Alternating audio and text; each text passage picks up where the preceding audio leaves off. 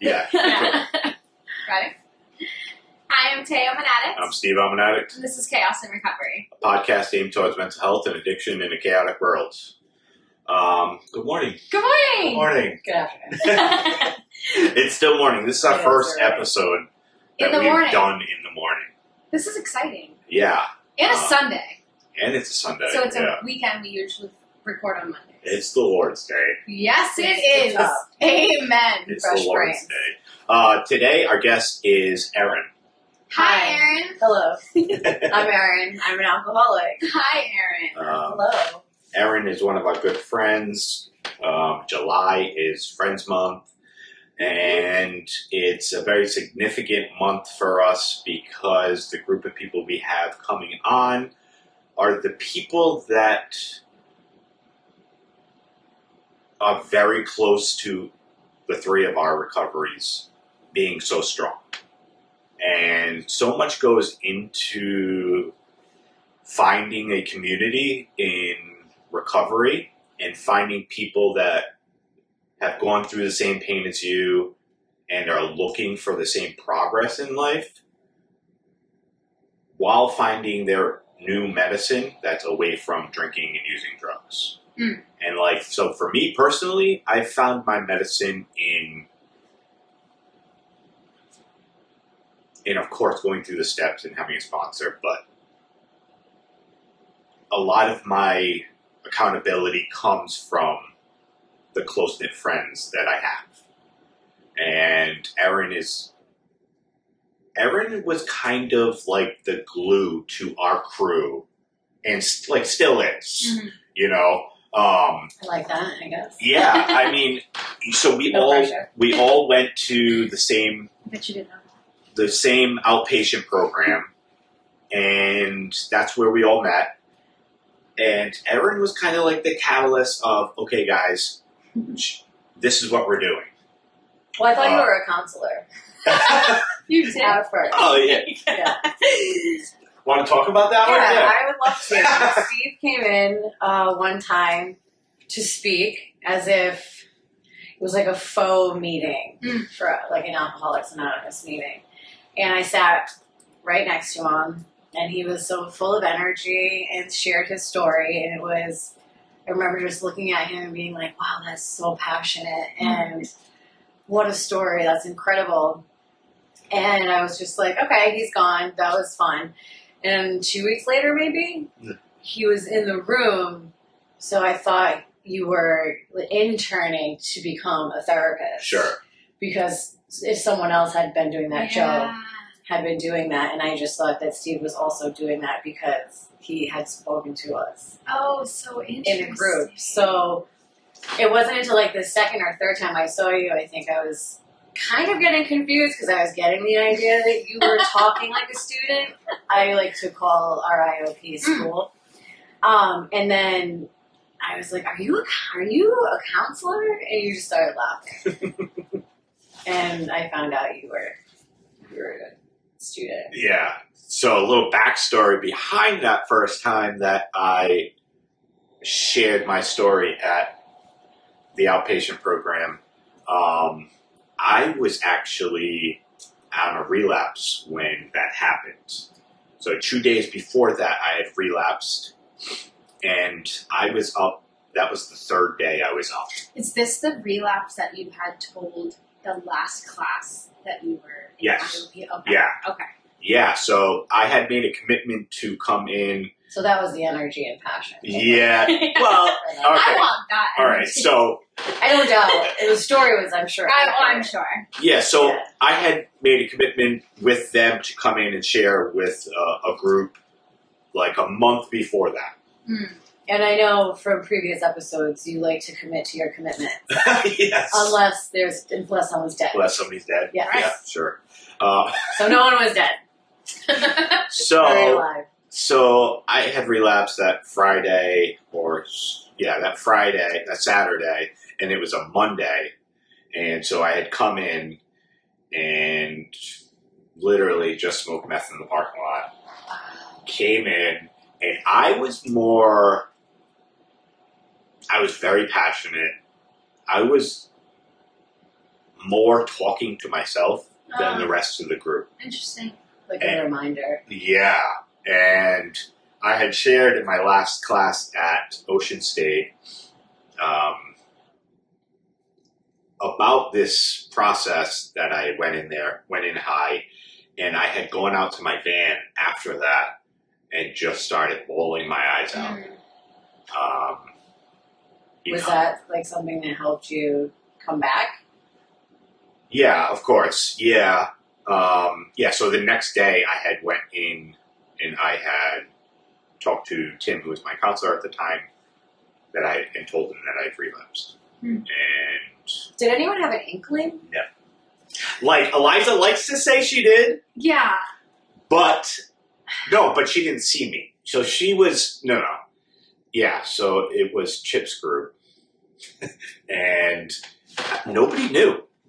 So like I can compose myself on the outside pretty well while high. And like that is part of the problem for me. I definitely thought your energy level was suspect. Did you? But I was so trusting to this, like the building and the process, and I just thought those were almost like, sometimes people that have used have residual side effects that you can kind of see as in twerks or high energy. And you are high energy. Yeah. All of the chairs at Ocean State know about your bottom. Yeah. But so I just almost blindly trusted that, like, there's no way you would be under the influence while sharing in that building. Yeah, sure. And you broke that trust. oh yeah, I broke that trust. And like they had, so I've been going here on and off for 3 years, almost 4 years, going back several times after relapses. So they know me very well. And I was about 10 months and at that time, and they wanted, they trusted me to come in, and like that was part of me breaking down in the band too. Like I had broken their trust, and I had also broken the trust for myself. Sure. Like how much of a piece of shit can I be going in preaching recovery and being high at the same time? I mean, I think it's also a really good lesson. It was a good thing to learn. It was a good thing to experience that, that does happen, and you just have to be okay with it. And for people sitting there to find out afterwards and know that, I don't know, no one's safe, or I think it was a good learning lesson. Yeah, I think that no one's safe. Yeah, I think that's a big statement. And everyone's human. Yeah, 100%. Humanized it, and sure. And nobody you came back. Nobody hated me. Nobody was pissed at me. No. Even the staff there wasn't pissed, but literally that next day, I went in and I apologized to every single staff member. Do you remember what Eliza said your last class, and like how she was pissed? Deeply upset she was? Yeah. Yeah, I think, me and Eliza have a connection that goes back years. Yeah. She was mad at her, you, everyone? No, she was mad at herself that she didn't recognize it. But she was also mad at everybody else that they didn't recognize it either. Right, exactly. But, like, that's my MO. Like, I can hide shit very well. I know, but I think everyone, I can say that pretty confidently, thinks that they can hide it pretty well. Yeah. Right, and I can hide it very well at the beginning. And sure. That had come up, like most people do, until it gets, you get so comfortable, but you don't realize that people are just not saying anything. Yeah. You think you're hiding it, you're really not. Yeah, there gets to a point like that. But I do think after experiencing you hiding it, that maybe that is your kryptonite. Not your kryptonite, because you did hide it. So for you, because you can hide it. But I think it is my kryptonite because my ego tells me, look, you got away with it once, you can get away with it again. Right. Because even like you were saying, you didn't know, you know what I mean? So it's like he did technically get away with it, you know what I mean? Like with certain people, and that is his kind of like, I don't know, alcoholic brain, or or not even alcoholic brain, but like that the disease talking inside of you, that you can get away with it. Oh yeah. You know what I mean? And I think we're all guilty of it. we're all guilty of that for sure. Yeah. But it adds on layer and layer of guilt and shame when Yeah. you do it. And I think the more you get away with it and you just keep on going forward with that, the worse you feel. Yeah, 100%. Sure. Because in the restaurant, when I would drink at work, I would be so scared that I would get caught. And then the more I didn't, the more it kept on. But then the more I felt bad about it. And it was just like a cycle of repeating itself. Sure, yeah. It's so interesting how that cycle does keep going. Yeah. Yeah, it's your ego at all times, though. You know, it's your ego telling you this is going to be fine. Mm-hmm. It's also my ego telling me I can use for one night and it's not going to last a week. Yeah. You know, I can just have one drink. Yeah, You that's know? also, I think, the addiction is like, wants you to think that and actually believe that you can do it or just have one drink and not end up blinking and it's Right. 7 hours later Right, and you're still right. having that Absolutely. one drink. Yeah, so like at the core, when people say that's your disease, I look at it like my disease is my ego. Because my ego is the only thing that tells me I'll be able to get away with it. I'm only hurting myself. Nobody else needs to know about it. All of these negative things that fuel me to go just have one more is my ego, and I equate that ego with the term of the disease. Yeah. Okay. You know, because I'll look at the steps as taming my ego and taming my disease. You know, kind of listening to what my ego wants me to think instead of what I want to think. Yeah, interesting way of looking at that. The ego is the devil. Oh, yeah. Yeah, I don't It think, can be. and, you know, and people say there's good parts of ego. I don't think there's any good parts of your ego. Mm-hmm. I think there is, you know, people say the pride is the good part of your ego. I think that's bullshit. And so the steps help to minimize the ego. And therefore, what is it that I like? The step 3 prayer, release the bondage of yourself. Yeah. Yeah, because that is what is really tough, I think, in the process, is getting free. Yeah, I think, the chaos that goes inside of your head and always being encompassed with what is everybody else thinking? So much fear. It's so much fucking It's like fear. crippling. Yeah, Yeah. of course it is. And your only medicine. What is that? Well, for me, alcohol was just like Right. Addie, sprain. Yeah. Yeah, and that felt comfortable to get out of that with booze For a long time. for a long time. Until it got uncomfortable. Yeah. When did you start feeling uncomfortable with booze? Oh, that's a good question. Damn you. When did you first notice that you were comfortable with it? And then when Pretty young. Right off the bat, I'd say.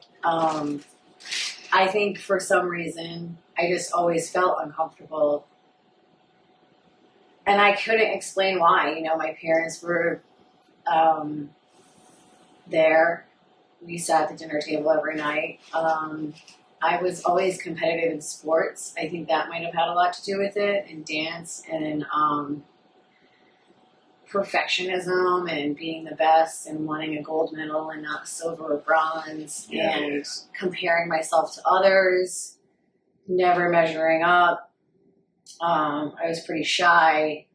I never really had a lot of confidence. And I know my mom used to say, I don't know why you're not more confident. We'd be like, well, I don't know either. And then we would just move on. Yeah. But so the first drink, it was just that ease or maybe it was just something else to focus on that I liked. And I just didn't really care about anything else. So it was like high school. Yeah. Yeah, that you started to get comfortable with it. Yeah. Yeah. And I just always glamorized it. You know, I saw it on TV, I saw it in movies, and I saw my parents do it, and I couldn't do it, so it made me want to do it more. like aunts and uncles, and So it was normalized in the home. not like alcoholism, but just drinking at, Irish family, Sure. just cookouts, there'd be beer and wine, baby showers, christenings, confirmations, all the stuff. Sure. I just because I only asked that because like I grew up in a home that it was normal too, not the whole alcoholism part, but like it was normal to to have, drinks during the day or or for dinner or after dinner or continuously, you know what I mean? Like, or when you're at a party for a weekend, you know what I mean? So it's just like, that's the normal part of it. Or for adults on the weekend nights. Yeah. Me and my brother would babysit my cousin, and we knew they would go out. Sure. And, it was like taking a load off, or, the same things I ended up doing. So I just knew maybe it was a means of relaxation or comfort and feeling better. And I just wanted to do it as soon as I could do it, I guess. And it felt rebellious. And then, I did end up enjoying it. So it was just a whirlwind of, like, everything was pointing towards trouble. Yeah, 100%. And you grew up with a brother. I grew up with a brother, older brother, yes. Yeah, and you two close. Very, very close growing up. He would always pick like some outfits out for me and like made sure I always looked good for father-daughter dances and stuff. Oh, I love that. Yeah, I remember when he got a job, he actually bought one of my outfits for a father-daughter dance. Oh. And I felt really cool, but it was this really short dress and these really huge heels, and I think he thought he was dressing like a Barbie doll. Or nowadays I would say a Kardashian, because he loves them, and he's always trying to tell me what to wear because, like, Kendall or Kylie just wore it. And I'm like, I don't look like one, and I don't want to dress like that. But, yeah, he was definitely a good older brother growing up, and he has his own struggle that I think he should talk about. Yeah, absolutely. But there's definitely addiction in the family. And even though growing up it wasn't, alcoholism wasn't normalized, we did know about it. Like, my aunt was an alcoholic, and my grandfather on my mom's side, and on my dad's side, his cousins had suffered from abuse of drugs and alcohol. Mm-hmm. So we kind of knew of it, and not to go crazy with it, but it was like two sides of it. Like, it's okay, you can have a good time, but don't have too much of it. It's a good time. Sure. Yeah. So, yeah, absolutely. Yeah. So when did you start being uncomfortable? Okay. I started being uncomfortable with it probably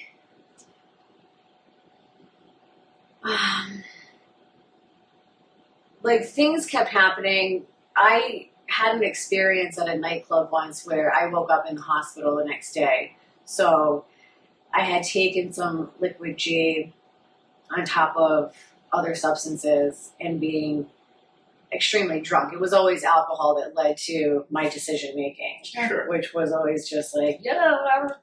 And then I ended up in the hospital. So I kind of scared myself sober at that point for 3 months. And I knew that I needed to take a step back, maybe really think about the decisions I was making and all the jackpots I was already getting myself into. But I didn't do any sort of program. I just didn't drink for 3 months. My doctor had put me on something for anxiety and depression, something to help me sleep. Nothing like major. And because I felt so good after 3 months, I thought I was fine, and obviously I can stop when I want.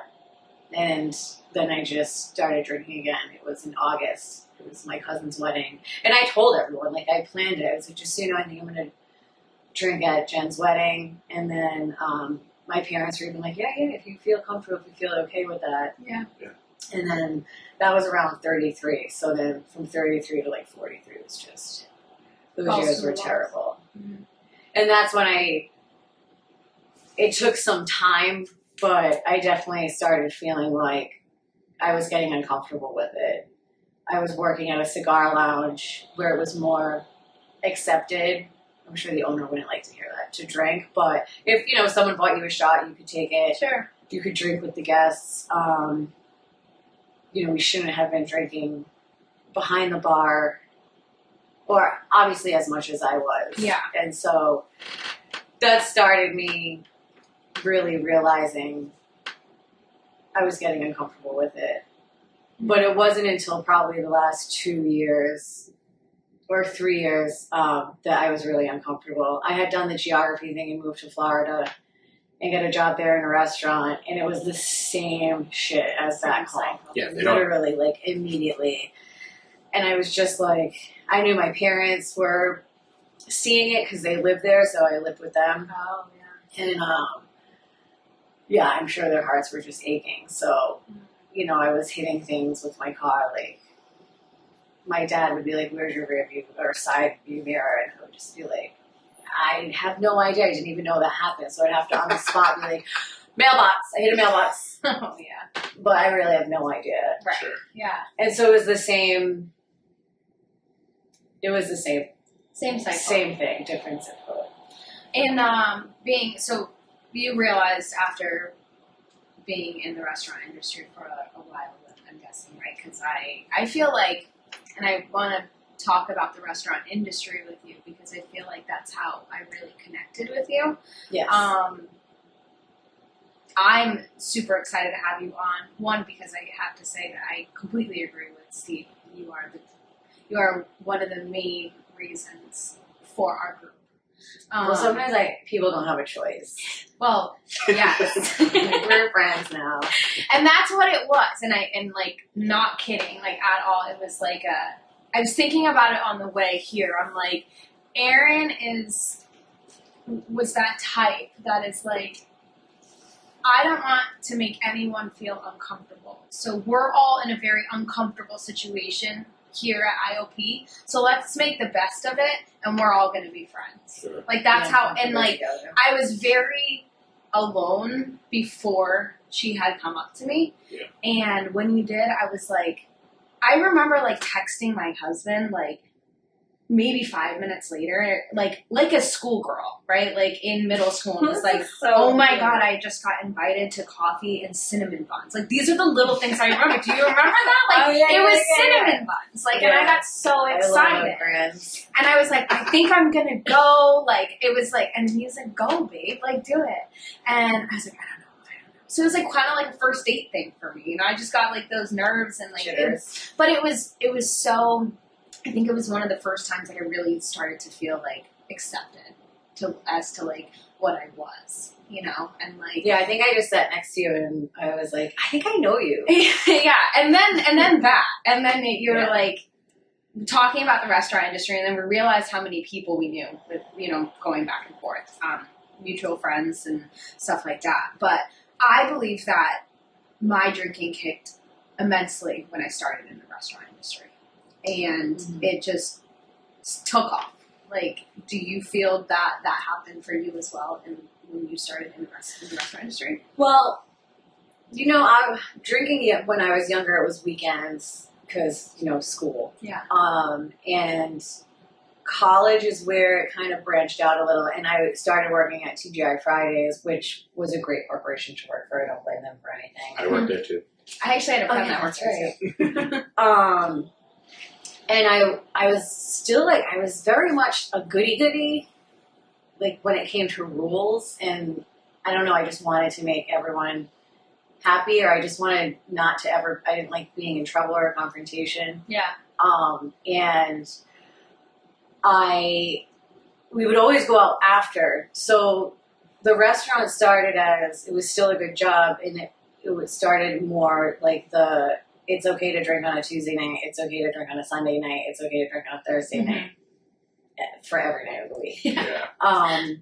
It wasn't until I left TGI Fridays that I didn't drink during work, or I wouldn't drink, you know, their alcohol, where in private owned restaurants it seemed, I'm sure it wasn't to the owners, but a little more acceptable. Yeah. A lot of other people were doing it, so I was like, oh, cool, like we can drink during the shift, it loosens me up a little bit. It makes me nicer or a little more friendlier, yeah, a little to the more guests. inviting. And, Yeah. A little more fun. yeah. Yeah.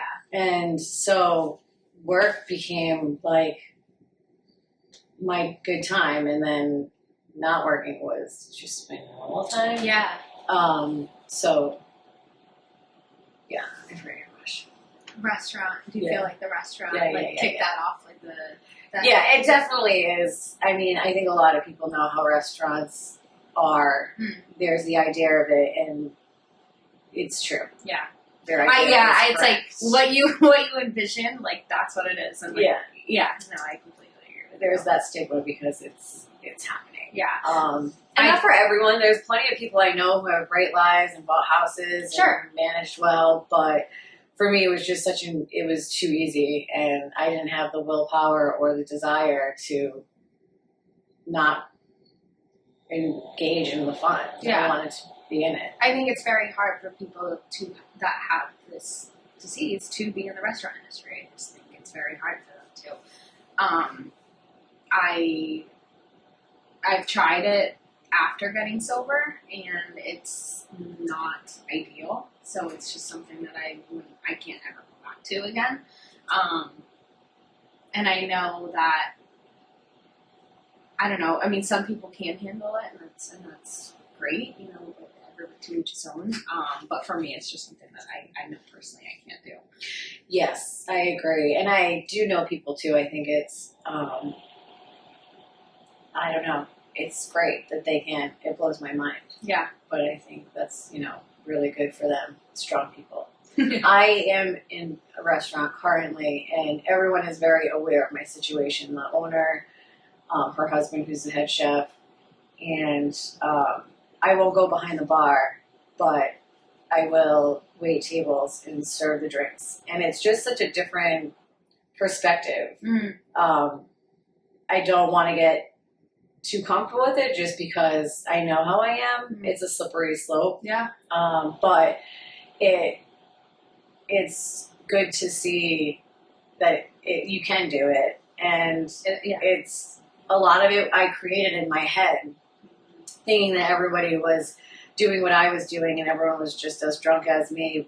But now it is actually pretty easy to wait on the tables, do the job, and get out. It's possible. Yeah, it's almost like a justification thing. Like, I always thought, like, how can people go out to the club or go somewhere and have fun without doing cocaine and drinking? Yeah. Like, how are you having that much fun? I don't fucking understand it. So everybody must be as high and as drunk as me. Yeah. You know, it's gotta be. Well, you don't know any other way because you've been doing it for so long. Yeah. You start in high school and you just keep trucking along. You don't even know that there's another way. Yeah, it's also a justification thing for me. You know, it was for me. You know, if everybody's having this much fun, they must be doing the same shit I'm doing. Yeah. So, like, what am I doing wrong? Right. Yeah. You know? A lot. A lot. Just a lot. So what are you doing for your recovery, like, nowadays? Now that you've finished your outpatient program, and therapy afterwards. You did finish that? I'm like you got one more episode. One more. No, it's done. Well, this last week. Yeah, somebody, I think she miscounted. I won't say names. Somebody. Yeah. We know who that somebody is. Yeah. But I love her, and I just said, all right. She's another rule follower. She doesn't want to get in trouble, so. Yeah, she's by the book, for sure. How are you feeling after that? So let's talk about that. So you finished an IOP program. How long were you there for? From October 1st until like the second week into March. Okay. And did First you, week into March. when going into IOP, did you do a program before that, or did you do? I did. I went to Zivia, but I didn't have health insurance. It was something that, as a good alcoholic, I let lapse, and then pretended I didn't know I didn't have it. And is Zinnia a detox? Zinnia is a detox center in Exeter, Rhode Island. It was pretty good. It was really good for me. I needed that complete separation at that point in time from the world. I needed to get away. I felt like I needed to be like locked up.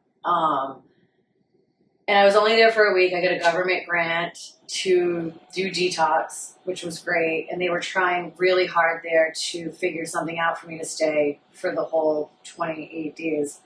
Excuse me. And it just didn't work out, unfortunately. I cried. Like, I didn't want to leave. I was just so afraid.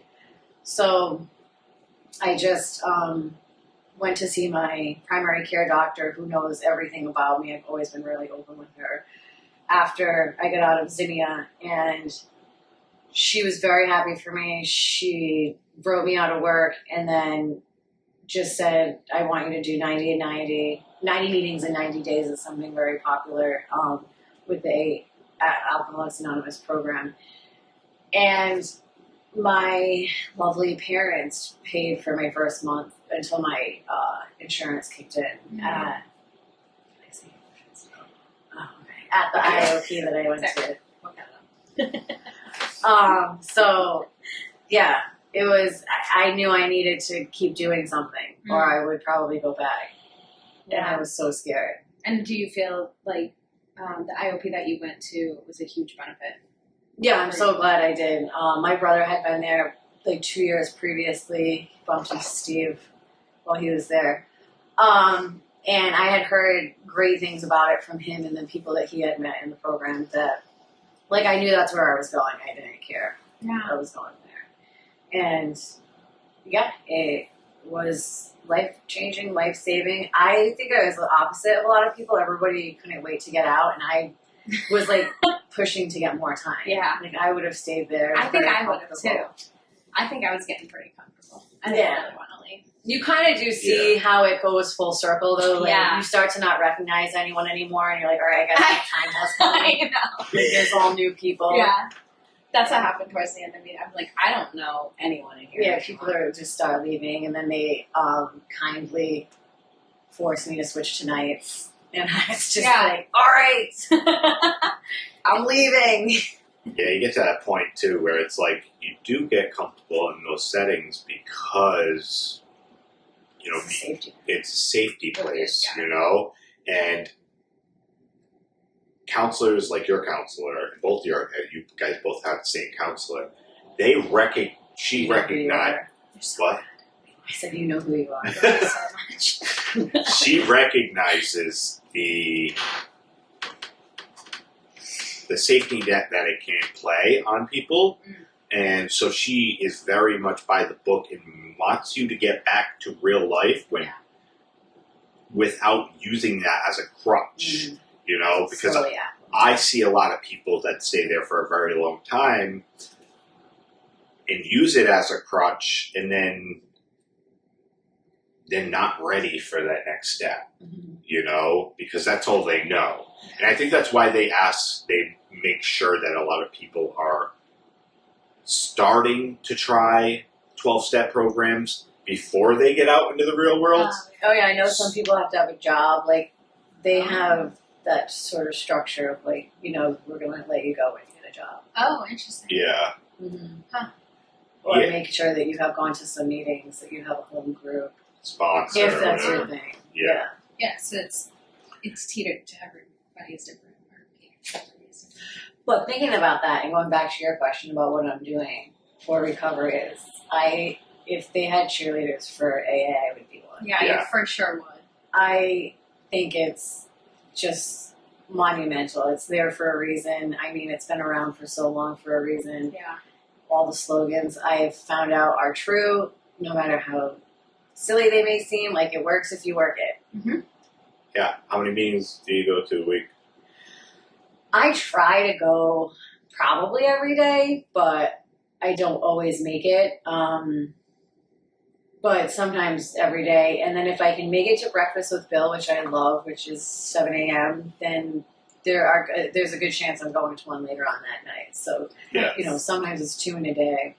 Yeah. I give you credit for doing that. Yeah. You know, I see how much effort you put in to go into meetings. And, like, because you're, like, one of the only people I know that's like me that goes every single day. Yeah. And I feel like I put so much effort. Like, if I think of the hours I put into my addiction, then, like, 1 hour a day to put into my sobriety is well worth it. Yeah. Yeah. Like, hours. Yeah. Yeah, into sure. addiction. Absolutely. It's so true. Yeah, so why can't I just give an hour of my day? And it's just so beneficial to me. Like, I enjoy going. If I don't hear those stories from people, then it's a reminder. Yeah. And I need to be reminded because I'm pretty sure my brain is waiting to, or my addiction is waiting to creep in. Sure. Yeah. I think it's great what you just said about like you need to hear those stories because there's so many times not where I like don't want to go because I genuinely love going to meetings and I love going with you guys like because we usually all go together, but if not then like we find our other meetings. But when we went the other night, like I heard a story that I never heard of yours before. When you shared, and I was like, holy shit, like I never knew that about Steve. And like that is why we go, is to hear those like stories and like to feel that connection, but also try and understand you better, you know what I mean? And our fellows as well. But I think it is key to go, and I mean kudos to you for going. But I also feel like it's not a double-edged sword, but it's also giving service by going. Yeah.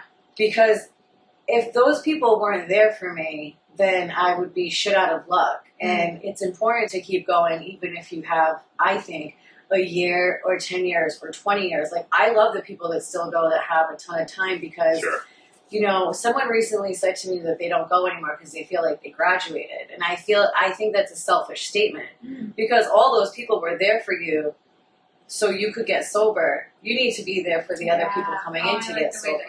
So going to a meeting is also me doing the service to be there for the other people that are coming. No one wants to go into a meeting that has like 5 people in it. Yeah, well said. Yeah, 12 steps, a big part of your long-term recovery, giving back to the newcomers and making sure. Yeah, because I'm so grateful that all the people were there for me when I came in the doors, and all the stories I've heard from all the people. You can't just, I guess, like take. It's also giving back. I feel like that's kind of why you also were like so adamant on like making sure friends became friends too, because like you were kind of like once I came in, you were there for a little bit before too. So like it's like having that like comfort and like being there for the people that are just coming in. Like people were there for you. Now you're going to be there for the people.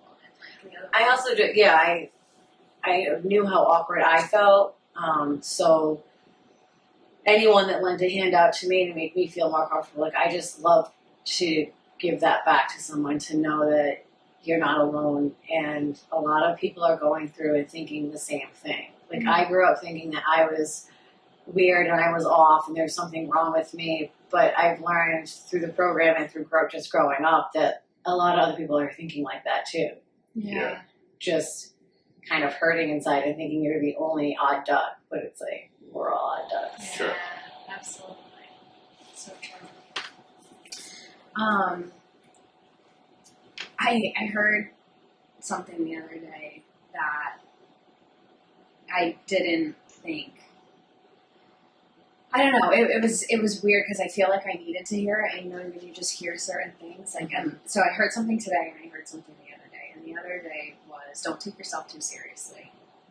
That's a good one. And I need to listen to that. It said don't take yourself too seriously. Take your craft seriously.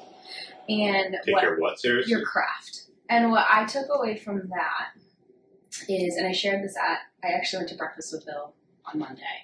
Oh, and nice. I know, I just like got up and then I was like, I'm gonna go. And I don't usually go to breakfast with Bill, and I do really like the meeting. It's just, I'm not a morning person, so it's a little hard for me. Yeah. But I missed my Monday night. Oh, I'm sorry, so I went Tuesday. I missed my Monday night, so I went Tuesday. But I heard it on the way there, and it said, don't take yourself seriously, take your craft seriously.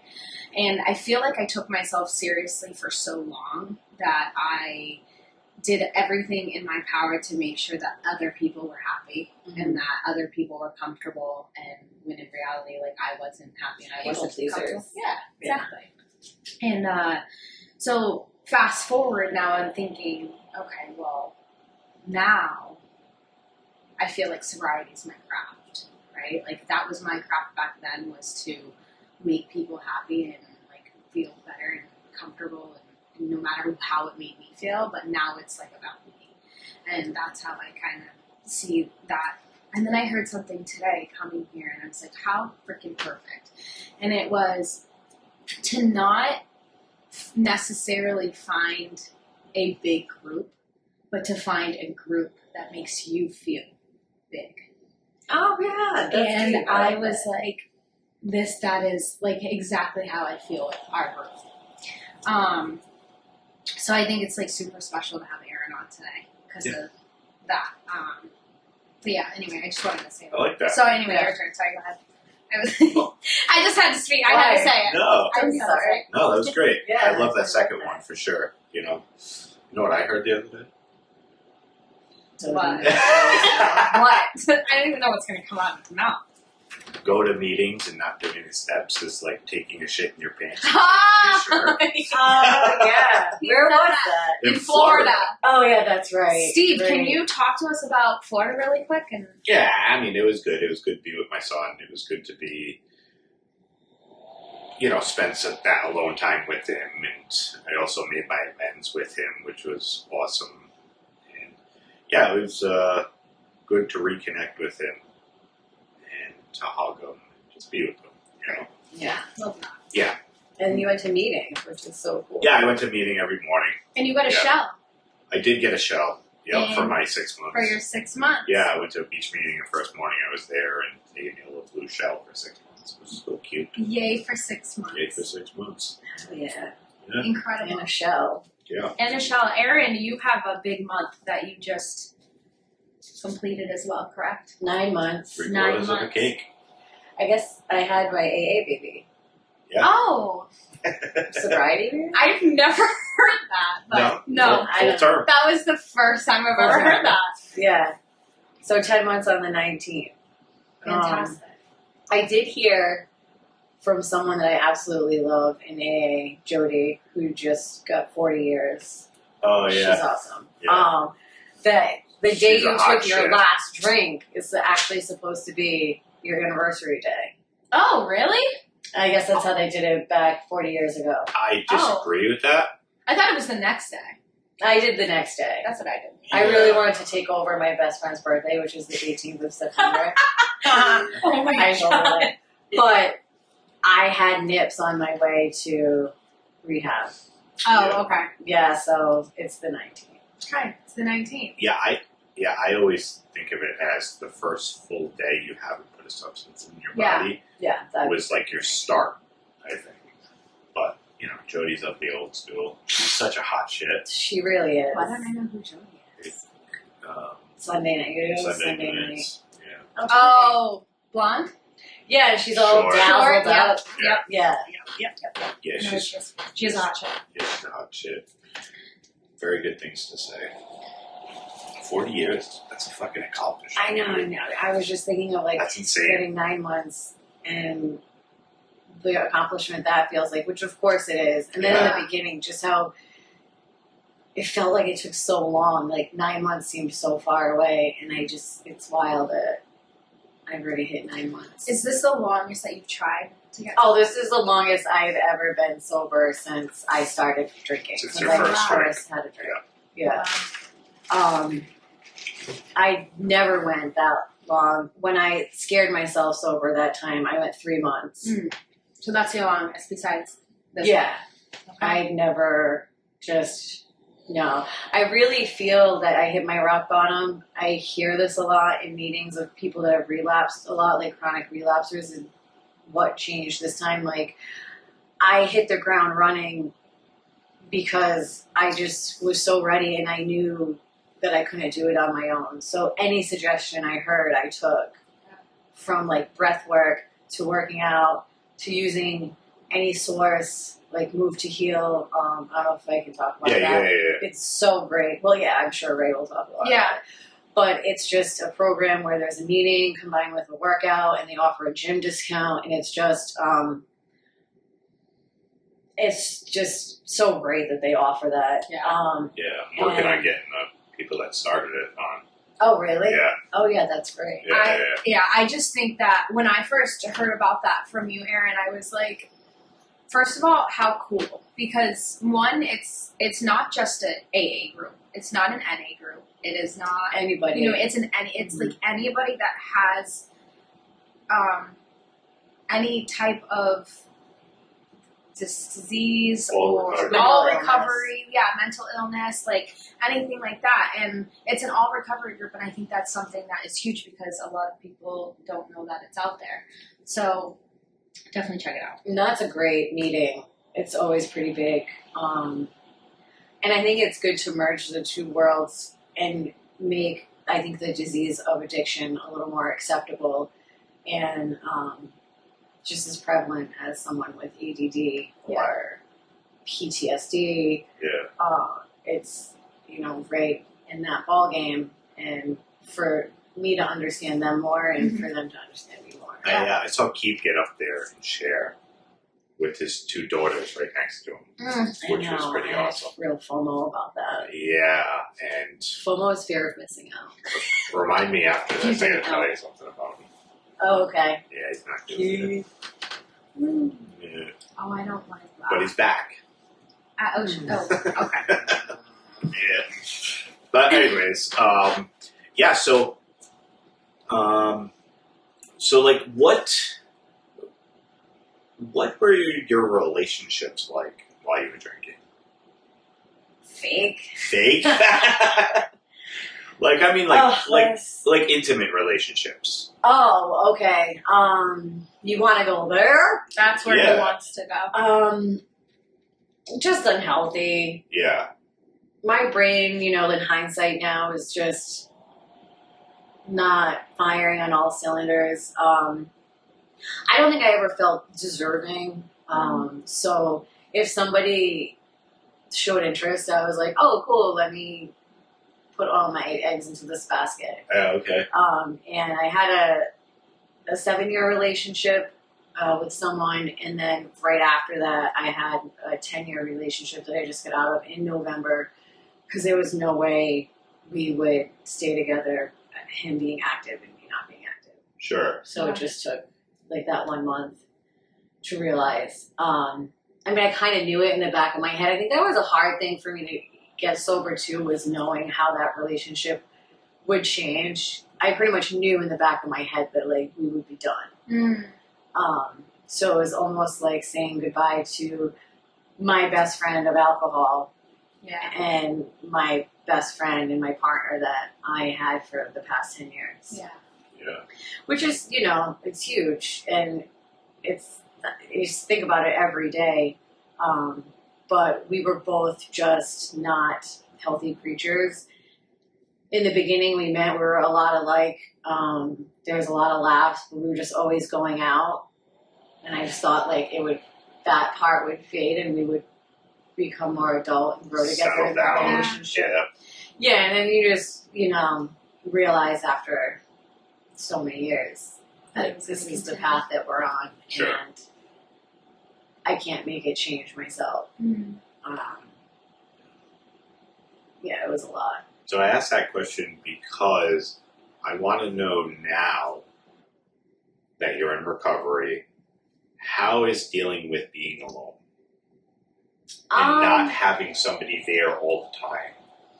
You know what I mean? I really fucking love it. Yeah. Oh, I love that Yeah, for that's you. great.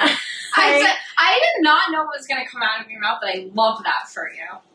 Because some people struggle with that. Yeah, they being do. alone in recovery Especially, and not having that intimate connection with somebody. I think everything happens for a reason, and now that I'm trying to become more spiritual and working on it, and you get these God shots, I think that, I don't know, the planets just aligned for me to get sober, to get out of that relationship, and for my brother to move out all at the same time, because my brother had moved in under not so great circumstances. I didn't want to remain.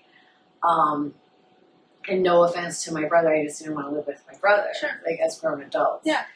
And it was just really taxing.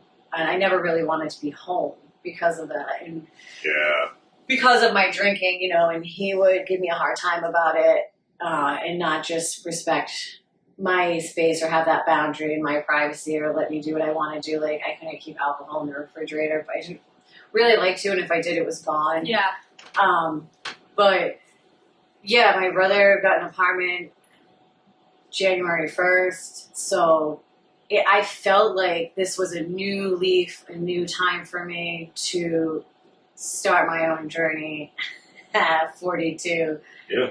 And, you know, that's just what was in the deck of cards for me. Yeah. And so I've really been working on my place and making it my own and making it comfortable and making it somewhere that I want to be, and I do want to be there. So I've really only been alone for 6 months. Mm-hmm. 7. It's July. Yeah. And it's just been glorious. Yeah, that's great. That's awesome. So you're soul searching. Are you? Yeah, and it's honestly, a relationship isn't even on my radar. I feel like I have so much to do that to be okay with myself before I could introduce that into my life. I think that's a very healthy boundary that you set for yourself too. Like that's good to have that in your head, right?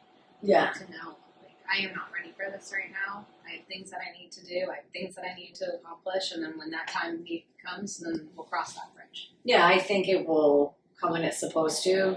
I try to let go and let God, another saying that is just true. I'm coming to believe is true, and you know, I think if what's supposed to happen will happen. Yeah.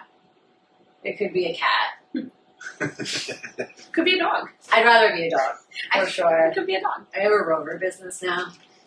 Anybody out there needs a dog watch? Yep, plug it. Yeah. She's like great. ¡1 rater in Providence. Well, I think because I found out I'm charging too low. Yeah. Yeah, so I've raised my prices. Oh my God. Well, rightfully so. I was looking through because I just watched my boss's dogs, and she asked how much it was, and I was just putting it in, and I'm looking at these other people, and they're charging like 3 times what I was charging. Oh my gosh. Yeah. But it's good, because I like it, too. Good. Yeah. So, It's probably good mentally for you, too. Yeah. It is. I do like to talk out loud when no one is there. So now if there's a dog there, I feel better about it. And you're very active, so you go on walks with them. And you take them out and like... And it keeps me more active, and it gets me right out of bed in the morning, and I'll walk before I go to bed at night. So... Yeah, you have like a child. It's good, yeah. Yeah, for sure. I do enjoy it. Amazing. So, I want to know, when you are, if you ever get a feeling of being uncomfortable or... Yes. You're like, yes, that's happened.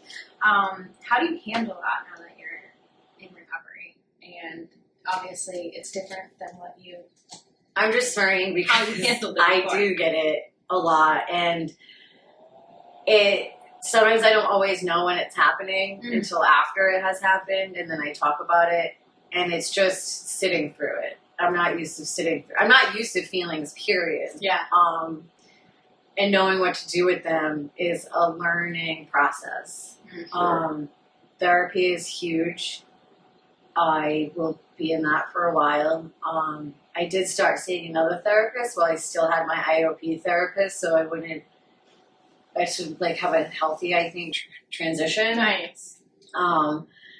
But they had just talking about it helps, and talking about it with my network and you guys, and you know, Steve's reaction of sometimes how he laughs, I'll be like, "This is serious." And then I'll realize, like, no, it's not that serious. But sitting in the shit, that is what they call it. Yeah. Like, you just, you know, I know that it will pass now, and I just have to sit through it and let it pass, because it's going to happen. I'm not always going to feel good. Yeah. It's not realistic. Yeah. So yeah, I feel sitting like through it. Sometimes crying randomly. Like that time I had to leave Ocean State. I was just in my head so much. Yeah. And then I took a nap, and then I felt better. But I used to, criticize myself for that and think it was just lazy behavior, that I was being insane. And it helps to now think that it's okay. Yeah. If I am tired, listen to my body and take a nap, and I don't have to feel bad about it. Yeah, I love that. That's really Sometimes good. I can eat the donut. Mm. Don't feel bad about it. Don't feel bad about it. I love that. Or the Italian grinder. So fire. It's delicious. But What are 3 things that you have taken away in your personal therapy sessions? 3 things I've taken away from it. Yeah, like what are the 3 things that you've taken away that like have really benefited you? Probably what I just said is sitting through the shit and allowing myself to have the feelings and not judge my feelings. Mm. I know that sounds weird, but I judge myself when I'm having feelings. Yeah, that makes sense. It doesn't sound weird. Yeah, and my therapist said, he used to say that all the time. And that I'm just human and people are just human. That had come up a lot. And that she likes a Starbucks refresher strawberry lemonade without the strawberry in it. Oh, If you want to bring her one. okay. And I don't know what the third would be. It's just also helpful to me. Yeah. I guess keep your ears open and take all the suggestions. Yeah. Now, I know you're going through 4th and 5th step with your sponsor. Yes. How is that going for you? It's going. Is it tough? I don't think it's tough. I think I make it tough. Good. Mm. Or I have made it tough. But it's not Yeah, tough. I like how you It's said very that. simple. I like how you turned that around. I heard, how you spent an hour a day. Like, I like that you did that. I should carve the time out. I just get so sidetracked so easily. Yeah. And it is so helpful to get it written down. Like, while I'm doing it, I understand why we do it, and I can see the similarities in the different people I write down, the different resentments I write down, and how a lot of it could have been changed or avoided Mm. had I thought differently or changed my lens on it. And it's very freeing. You can write it down and really go over it and let it go. I had apologized to my sponsor because I thought I was being annoying, and it felt like almost a bitch session or just someone. But there's someone that was really listening to things I've complained about for years and years and years about how I was wronged since the time I was like 16 on. Like, there were a lot of things that really bothered me from that age until like 25. Yeah. That I'm like, I can't believe I'm still talking about this stuff. Mm. But she's like, well, that's what you've been pushing down. It's been Absolutely. bothering you It's for trauma. so long. Yeah. And I've just been continuing to do what I've been doing and just running away. And so it's very freeing to listen, be able to say it, get it off my chest, and walk away from it. Well, Hopefully forever. Yeah. But if it comes up again, then I know how to learn how to deal with it on my own. do you feel like 4 is so? Actually, you just said you think it's as easy as you make it. Yeah, I think because at meetings you hear so many people be like, "Oh, step 4, the Yeah. 4th step," or people do 1 through 3 and then they quit. So I already had in my head Yeah. this notion that 4 was going to be a doozy. But it's not. Mm. It's really not. You just have to give yourself the time. If you want to get better, they say you have to do the work. Yeah. And I think how Steve did it was very smart to carve out an hour a day if you can, and let that be your hour that you just sit with yourself and write them down. Yeah.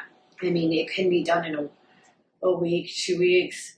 I took 4 or 5. Mm-hmm. It was, kind of unnecessary. But again, it's on your own time. My sponsor is really patient with me. It's nice. I don't call her every day. Yeah. I should. Yeah. I want to get to that point. But I just didn't want to force the relationship, Mm. and everyone is different.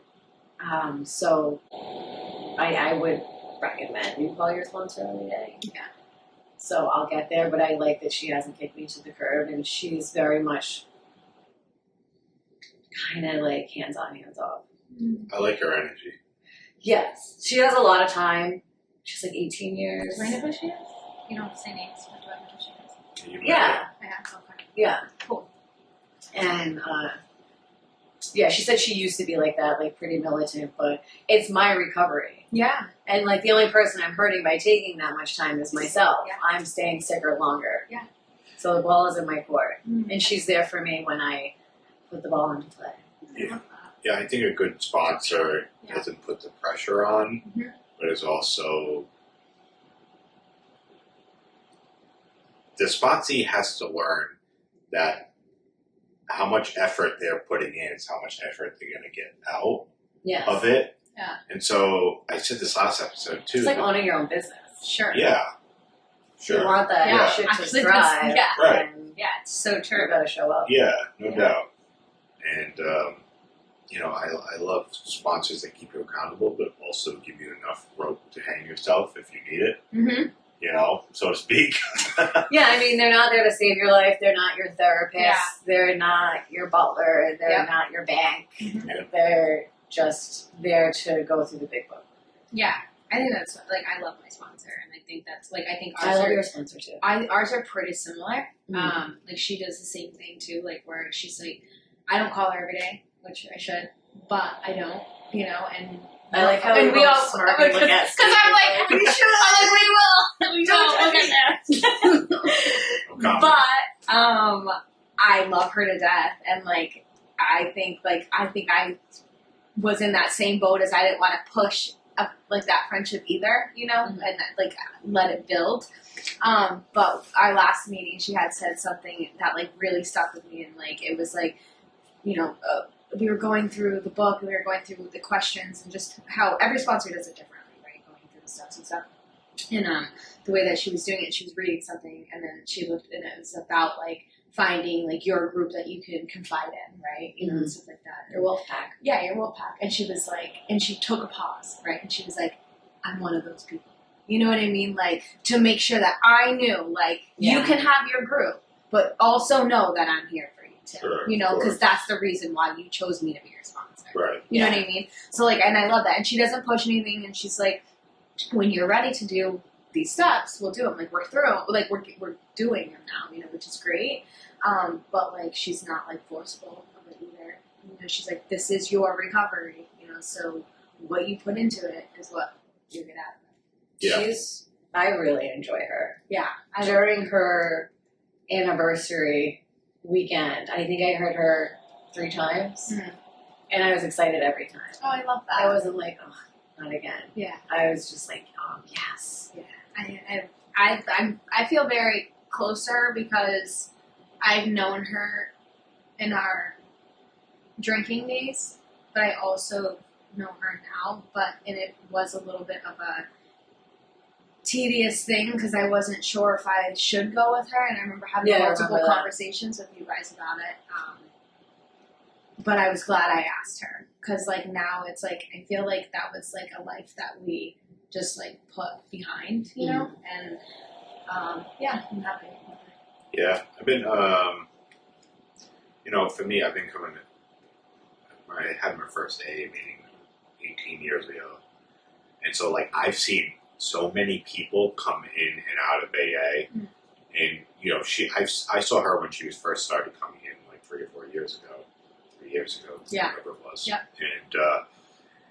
And so it's so beautiful to see people stick with it and the same faces that you continually see. And The You know, change. the change in just her approach at speaking, Mm. you know, that's what I pay a lot of attention to. That's where I see who is in the solution and not the problem. If I hear the same repetitive poor me type of bullshit, like, I know they're still suffering and they need some help, but like, if I see the growth from 6 months to year to 3 years in the way you speak or approach speaking at meetings, that's what I love. Yeah. That's what I feed off of. you know, and, you know, I see it in our closing group too. And I think that's part of the reason why I appreciate our friendship and our friend group, because in Ocean State, we were kind of the people who always chipped in, always wanted to talk during groups, always wanted to be helpful to the next person, always were worried about one thing, and that was the recovery of us first, but also then the people around us. And that's what attracts me to people nowadays, and that's what I love seeing. The people that want growth in their life. We were tuned in. Yeah. We weren't sitting there tuned out. Yeah. Yeah. Or on our phones. For sure. And it's like, I mean, sometimes. And we were also, and then we would talk about the group after the group. Yeah. You know, and that's what I love. Yeah. Watching people grow and watching people Want it. You know, because I know the pain that's attached to still suffering in recovery. Yeah. And that's a hard fucking place to be. And it's tough for me to watch those people who are still being manipulative but pretending that they're in recovery. Yeah. Like, I fucking hate that, but I also have such empathy for that. Yeah. It's the same sick, like, you're still sick Yeah. behavior and not behavior of someone who's trying to get better. Yeah. And it's tough to watch those people because I know where they are. And I can't shake them out of it. Yeah, that's really hard when it's someone close to you, too. Sure. That you think you're on the same page, and then you find out you're not at all. Right. You really want to help that person, but then at some point you have to, like, cut that tie and grow, because they can stop you from growing. Yeah, I think you grow so much from doing those actions also. Yeah, for sure. Seeing where you can't falter through somebody else's actions. Like, there's the essence of knowing, if I let this person, well, for lack of a better word, infect me with what they're going through, I'm going to suffer myself. Yeah, you're going to stay sick. And those healthy boundaries are so hard to put in place until you start doing them. Yeah. And then you're like, why haven't I been doing this my entire life? Yeah. You know, why haven't I been worried about myself? You grow up, it's almost like you think it's selfish. Well, that's what I'm saying. But it's okay. You're also the biggest people pleaser. Like, I know I am. Yeah. I was my entire life. Like, I was to the point of being such a people pleaser that if I put up a healthy boundary, what are they going to think of me now? Yeah, they're going to hate me. Yeah. And I can't have somebody hating me. You know? Yeah, it's funny that you say that, because I was actually thinking about that exact point this weekend, and and like, with that point being in recovery, and being in recovery and being outside of not recovery, right? Or not recovery, but in your real world versus your recovery world, right? And it's like, you have to take that same thought with, I had the thought of, like, surrounding myself around, like, negative people too, right? Like, I can't engage in that, in certain people that I don't feel like I can be around, you know, whether if they're suffering from addiction or not. You still have to put yourself first. You still have to know, like, is this healthy for me? If not, then I need to set a boundary. And if I need to stop talking to that person or those people, so be it. But it's for me, and it's benefiting my life rather than sucking me back into that negativity. Yeah, and it's also tough for you to look at yourself and convince yourself that that is the right thing to do. Yeah. Without outside influence. Yeah. You know? Oh, yeah. If somebody from the outside looking at the relationship that you have with somebody can just be like, what are you doing? You need to stay the fuck away from them. Yeah. Yeah. You're like, what do you mean? They're my friend. I have to help them. I have to do this. I have to do that. I've been there for so long for them. When they, you know, we're never going to be friends again now. And like, I can't do that. And so, like, the people that we put in place, like our sponsors or our counselors, or our close-knit friend group, if we're not listening to them, what are they there for? Yeah. It's fucking pointless. Well, that's that person is you're still trying to be in control. Control is a huge thing that I have been learning about. Mm-hmm. And, you know, when people, you think they are doing what they're doing because they want the best for you, and they think that they are also, it's like a controlling tactic. Sure. And we're always trying to be in control. And we're not. Well, we're so far not. So far out. But why do you have to be in control? It's because you're so scared. Yeah, fear. There's so much fear wrapped around. So So this is in the big book, and it's great, just about how, you know, you're trying to be the director of the play, and you want to be the characters, and you want to be the light man, and you want to be whatever sound. You know, you can't have everything your way. Or how many times you thought, well, if these people would just listen to me, and like the employees at work, if they would just wait on tables the way I want them to, if they just said it the way I said it, then everything would be great. Yep. Like, control is a lot. No, it really is, and it's funny when you start to realize that about yourself. Yeah, and other people. And other people, absolutely. Yeah. Serenity prayer.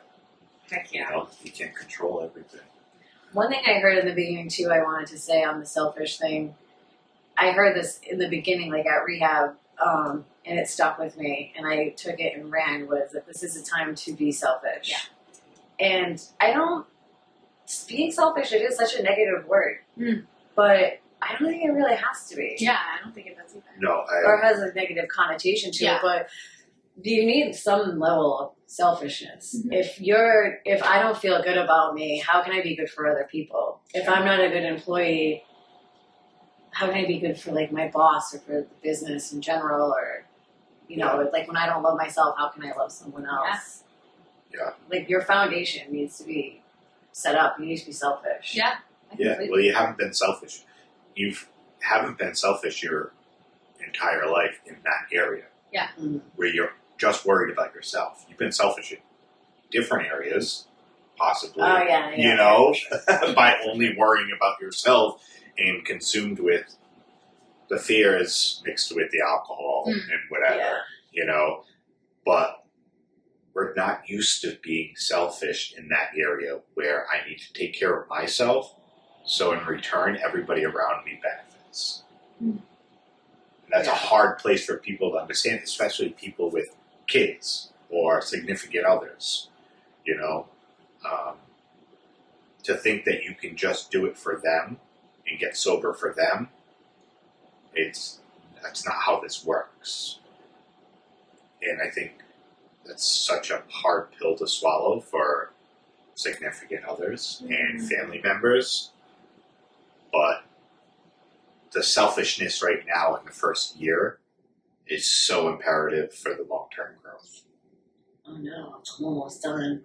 I need to be selfish. Bitch, you ain't ever done. I like 3 more months. Well said, Steve. Oh, thanks. Well said, Erin. I mean, that's a great... Thanks. Well said, Taylor. Well said, all of us. It's a great point about the selfishness. Sorry, I have trouble calling you Tay. It's Tay all day. Oh my god, you can call it whatever you want. I'll answer to whatever. Are we done? Yeah, we're pretty much done. Right. Yeah. She's like, I gotta Why, you bed. gotta get back to doggies? No, I just wanted to talk about freedom. Please do. Is this like the 4th of July episode? Sure. Sure, why not? Let's make it that. Yeah, why not? Why don't we talk about freedom? Well, we talked about this Because- at the meeting Friday, and I loved it. I did too. And it's just such a positive, like, I think a lot of the outcome of getting sober and learning all of this stuff and learning therapy and how to think and how to sit with yourself is just the freedom you feel from finally, like, unburdening yourself of all the shame and guilt you have felt from what you've done and setting boundaries. And it's very freeing. And not, you know, some gentleman spoke about going somewhere and making sure, like, well, is it around a liquor store? I need to have enough liquor, alcohol for the party, and then for after the party, so I'm going to want some. And, you know, it's so freeing to not have to have those thoughts anymore. Yeah. I was wondering how you guys felt about it. Yeah, no, I really loved that meeting You should have talked because your number didn't get full, but that's okay. Oh yeah, my number got full. Someone else spoke. But you know what? Like that we was said, God's will. maybe she needed to talk, and that was great. I loved that topic. I liked it because I really thought about it, and like my mind wasn't free 6 months ago, or almost 7 months ago. It wasn't free. It was trapped in the mind of thinking that I had to make everybody happy and to make everybody like me and to make everybody want to be around me. And like in reality, that's not life. Like not everyone's gonna like me. You know what I mean? While in the interim, for me, like you're running around hiding like nips and stuff because you're busy running around trying to make everyone else happy and you're just hurting yourself. Yeah. While you're trying to people please. Absolutely. And the fact that from feeling that, and I don't have my phone on me, I wrote some words down that I heard, and it was like, I had listened to some podcast, and like the end of the words of what she said, of how she felt, and like freedom was in one of them. Was one of the words, and like I loved it, and just because my mind has been so free, like from thinking I need to make everybody satisfied. You know, like putting myself first has been, yes, selfish, but it's been what I need to do to like make myself feel like free. You know what I mean? And to like know that I don't have to think about those thoughts anymore. You know, of making people feel. But that also comes with months of therapy, because if I didn't do therapy, I wouldn't have learned that. Mm-hmm. I wouldn't have learned that, like, it's okay to be selfish, and that these people really aren't that important for you to be going to make sure that, you know, they like you so much, you know, and it's just the little things like that like have really set me to be like, because in reality, that's why I drank, you know, because like I wasn't comfortable with myself. You know, and like I wasn't comfortable with myself because I wasn't comfortable that everybody in the world, and you know, I didn't know how they all felt about me. You know what I mean? So it's like, and to have that, sure they felt great about it. Right, and like to have that burden, it's like, I'm not saying poor me. It's more like, why did I had to sit with myself and be like, why did I feel like that? Why did I feel like I had to make everybody like me? And that's when you start to turn. That's when you start to really start to see that change of like, and I feel bad for that person, dissect it. Exactly. Which was me. Yeah, I can almost look at her in hindsight now and be like, poor dummy. Yeah, I'm like, I do, and sometimes I do look back and I'm like, why? It kind of makes me sick to think about it and be like, why? How much time I spent trying to make. And you put so much pressure on yourself. Yeah. And like, not having to do that anymore is, and I never thought I would say it, is a huge weight lifted off of my shoulders.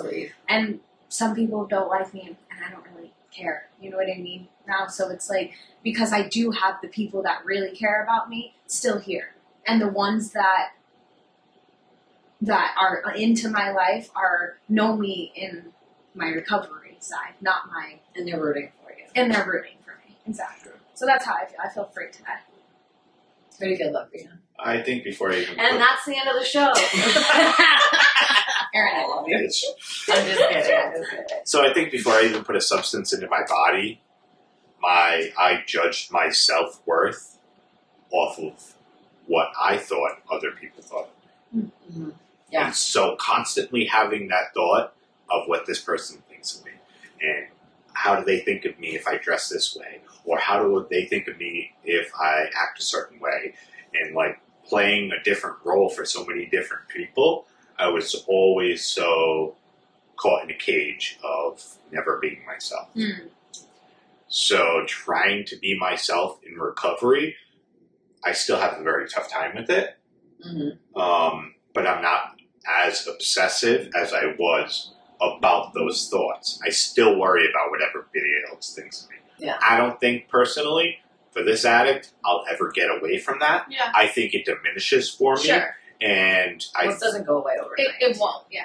Yeah, I mean, I am also like a perfectionist wrapped in with somebody that loves doing so many different things I want. Different things. So like I need to like know if somebody thinks this is good or that's good, or if I'm doing things the right way. I need that validation. Yeah. So I think I'll always have those thoughts of what are they thinking of me, but it's not obsessive to the point where I am fucking psychotic inside. Mm-hmm. You know, and I am becoming okay with who I am, and I am starting to love myself, which was a very tough task. Well, I was always worried about if somebody loved me. Mm-hmm. I was never worried about if I loved myself. Yeah, that's a really good point. Yeah. And it's okay, and that's the end of the episode. you can't use my joke. But it's hard getting to know yourself now because it's been so long. You know, since I picked up a drink, so it's like here I am at 16 again. Yeah. Can you say today that you love yourself? Are you getting there? I'm getting there. Cool. You don't have to say yes. You don't have to say no. Yeah, I think love is a big word for me. I don't throw it around. Yeah, sure. It is good. You know, just like I'm not really a hugger, but I've been really trying on that. So I'm working on a lot of things. Awesome. I love that. Well, Erin, thank you for coming on. Thanks. This has It's been a good time. been a good time. It's very therapeutic. Oh, I'm Yeah. so glad you feel Yeah, that way. it's a meeting. It's a great meeting. It's our little meeting. We're so glad to have you on. Thank you for coming on. You're very important to us and special to us, and we love it to meet you. Thank you. I feel it. Good. And I just want to make sure Laura brings up that she didn't have legs when you do the podcast with her. Okay. Okay. All right. Next week. Thanks, guys. We'll see you next week.